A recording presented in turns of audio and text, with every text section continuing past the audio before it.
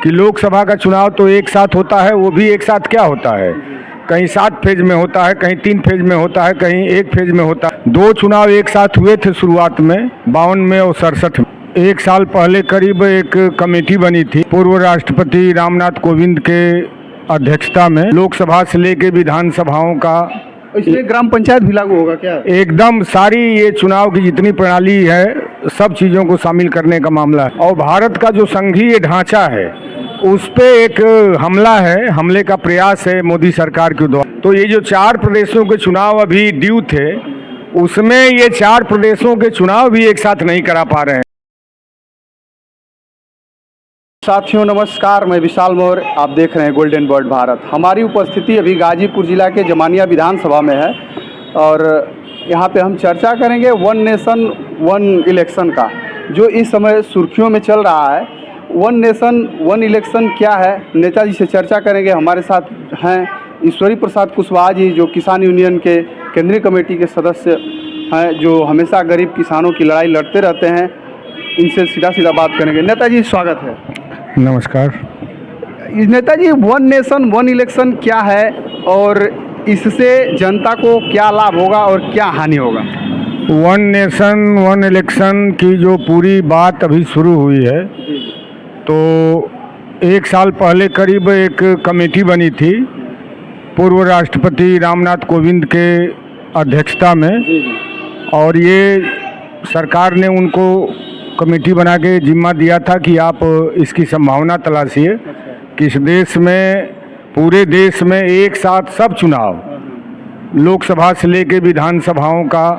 इसमें ग्राम पंचायत भी लागू होगा क्या? एकदम सारी ये चुनाव की जितनी प्रणाली है सब चीज़ों को शामिल करने का मामला है। और इसमें वो कमेटी ने अभी रिपोर्ट दिया कुछ दिन पहले। तो इधर 2 सुर्खियों में मामला आया लगातार 2-3 दिन से, 4 दिन से। तो कैबिनेट ने इसकी मंजूरी दे दी कि पूरे देश में एक साथ चुनाव कराया जाएगा। वन नेशन वन इलेक्शन का जो पूरा अवधारणा है, कमेटी की रिपोर्ट सिफारिश है, उसको कैबिनेट ने मान लिया है। ये चुनाव के दौरान ये घोषणा बीजेपी के घोषणा पत्र में भी था कि अगर मोदी सरकार बनती है तो वन नेशन वन इलेक्शन लागू कर दिया जाएगा। क्या मोदी सरकार के कार्यकाल में ही हो जाएगा? दरअसल इतना विविधतापूर्ण ये देश है, पूरा पूर्वोत्तर से लेके पश्चिम तक, दक्षिण से लेकर के उत्तर तक इतनी विविधताएं हैं। और इस विविधता भरे देश में जो पूरा यहाँ का फेडरल स्ट्रक्चर है, संविधान ने जो दिया है, उसमें अब एक साथ पूरे देश के सारे चुनाव हों, शायद ये संभव नहीं है।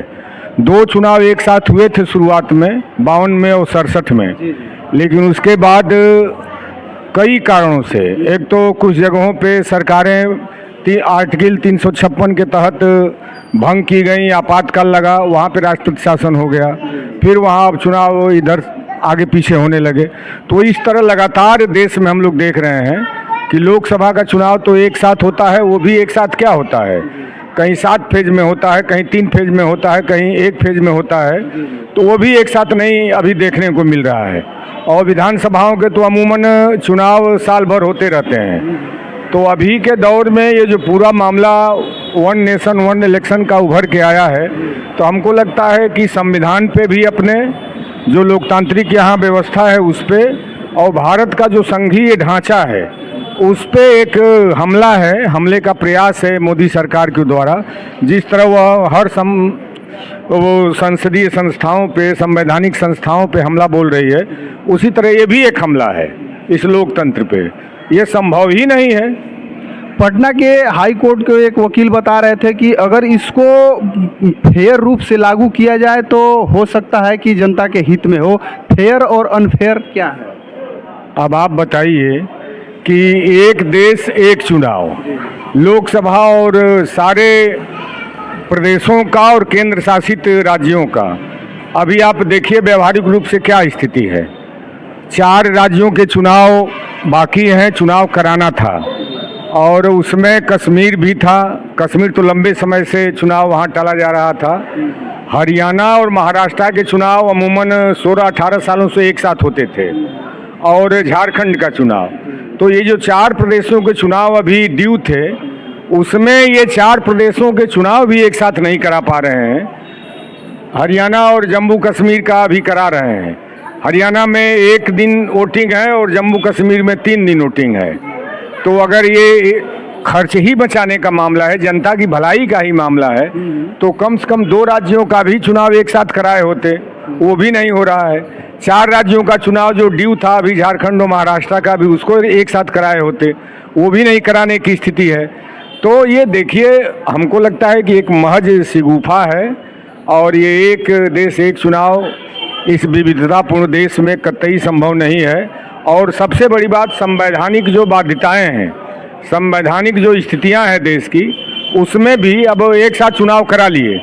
बीच में किन्हीं कारणों से किसी सरकार को आप बर्खास्त कर दिए, तो क्या वहाँ चुनाव नहीं बीच में कराइएगा? तो होना ही है। तो इस तरह तमाम बातें इस एक देश एक चुनाव के साथ जुड़ी हुई हैं और हमको लगता है कि ये देश में संभव नहीं है, एक शिगुफा है। और सुप्रीम कोर्ट के वकील जो जस्टिस हैं सुप्रीम कोर्ट के, वो भी मोदी जी के यहाँ जाते हैं अनंत चतुर्दशी पर और उनको चुनाव के बाद मंत्री बना दिया जाए। अपने संविधान में न्यायपालिका, कार्यपालिका और विधायिका, तीनों का बंटवारा है, तीनों का काम अलग अलग है और इसीलिए संविधान में इसको अलग अलग किया गया था। हमारे संविधान निर्माताओं ने जो देश के भविष्य को संविधान के हिसाब से चलाने के लिए देखा, तो इसीलिए ये तीनों अलग अलग थीं। लेकिन कार्यपालिका और विधायिका तो लगातार गड्ढ-मड्ढ मिली हुई थी।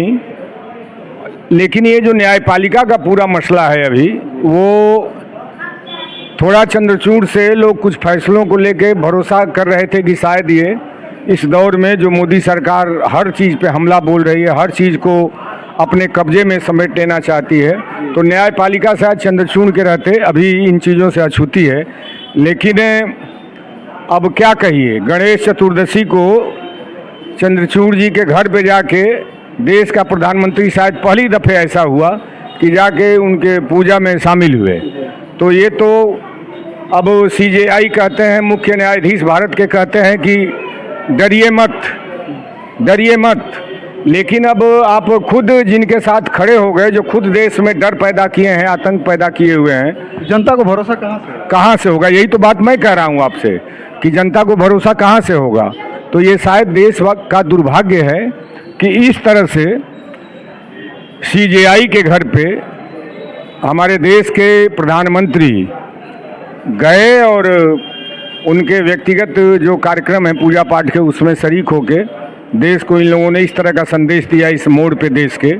ये बहुत ही आने वाला समय में शुभ संकेत नहीं है, मैं तो यही कहूँ। एक लास्ट सवाल और देशों में जैसे 1 नेशन 1 इलेक्शन लागू है, जैसे में अमेरिका है अन्य जगहों पर, तो वो चीज़ अगर भारत में लागू होता है तो क्या क्या चुनौतियों का सामना करना पड़ सकता है भारत के लोगों को? नहीं, यही तो मैं कह रहा हूँ। जैसे लोकसभा का चुनाव, उसके लिए अलग संविधान में व्यवस्था है, लोकसभा के चुनाव के लिए।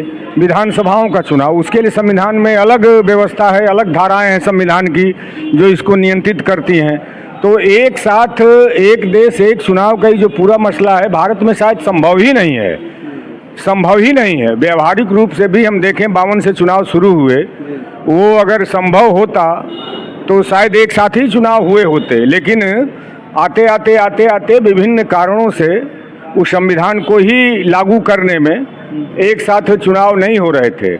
और अभी मोदी सरकार भी जब से आई है, तब से वो खर्चा बचाने का मामला हो, जो भी मामला हो, ये सब कहीं कुछ उनके लिए मायने मतलब नहीं है, बल्कि कैसे संवैधानिक संस्थाओं को, लोकतंत्र को, संविधान को ध्वस्त किया जाए, कमज़ोर किया जाए, लगातार इनकी कोशिश इसी दिशा में है। तो ये हमको लगता है कि शिगुफा है और मूल जो मामले हैं, मूल जो बहसें हैं देश के अंदर इस समय चल रही हैं, उससे लोगों का ध्यान भटकाने का मामला है और कोई मामला नहीं है। चलिए, बहुत बहुत धन्यवाद आपका। और हमारे साथ किसान यूनियन के नेता, माले के नेता ईश्वरी प्रसाद कुशवाहा जी थे। इनसे हम जाने इनका विचार कि 1 नेशन 1 इलेक्शन से क्या लाभ और क्या हानि हो सकता है। बाकी आपका राय क्या है, अपना राय कमेंट बॉक्स में ज़रूर दीजिएगा और बने रहिए गोल्डन बर्ड भारत के साथ। वीडियो को लाइक करिए, शेयर करिए, फेसबुक पेज को फॉलो करिए, यूट्यूब चैनल को सब्सक्राइब करिए। बहुत बहुत धन्यवाद, बहुत नमस्कार।